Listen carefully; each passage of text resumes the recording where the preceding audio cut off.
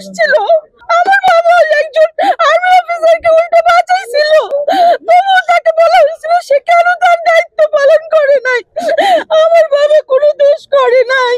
আমার বাবা যে নির্দোষ ছিল, আমার বাবা কোনো দোষ করে নাই।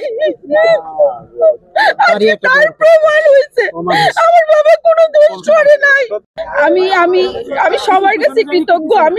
আমরা 16 বছর ধরে কষ্ট করতেছি। 16 বছর ধরে আমরা এরকম একটা দিন দেখার জন্য আমরা অপেক্ষা করতেছিলাম। আজকে আমাদের জয় হয়েছে, আজকে সত্যের জয় হয়েছে। আমার বাবা যে নির্দোষ ছিল, আমার বাবা কোনো দোষ করে নাই। আজকে তার প্রমাণ হয়েছে আমার বাবা কোনো দোষ করে নাই। আমার বাবা কোনো দোষ করে নাই। আমার বাবা বিডিআর বিদ্রোহী না। আমার বাবা বিদ্রোহী না। আমার বাবা বিদ্রোহী না।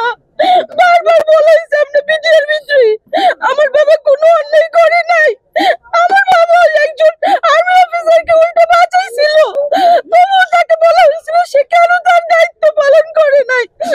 আমার বাবা কোনো দোষ করে নাই। আমি সবার কাছে আমি এই যারা এর সাথে সম্পৃক্ত ছিল, আমি সবার কাছে কৃতজ্ঞ। আমার বাবাকে আমরা ফিরে পেলাম। আমার বাবা কোনো দোষ করে নাই, আমরা তাকে ফিরে পেলাম। আমি কৃতজ্ঞ। আমি এই রায়ের জন্য অপেক্ষা করতেছিলাম যে এরকম একটা রায় হবে, এরপরে বিদ্রোহীর তকমা আমাদের উঠে যাবে।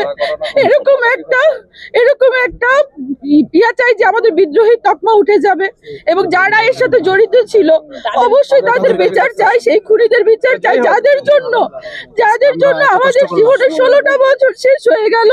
তাদের বিচার চাই। খুনি যারা ছিল তাদের বিচার চাই। আমরা চাই যারা জড়িত ছিল সে যেই হোক না কেন তার বিচার হোক, তার বিচার হোক। আমি রাষ্ট্রের কাছে এটা আবেদন, তার বিচার হোক। তার জন্য আমার জীবনের 16টা বছর শেষ। আমাদের জীবনের 16টা বছর শেষ। আমাদের জীবনের 16টা বছর শেষ করে দিছে।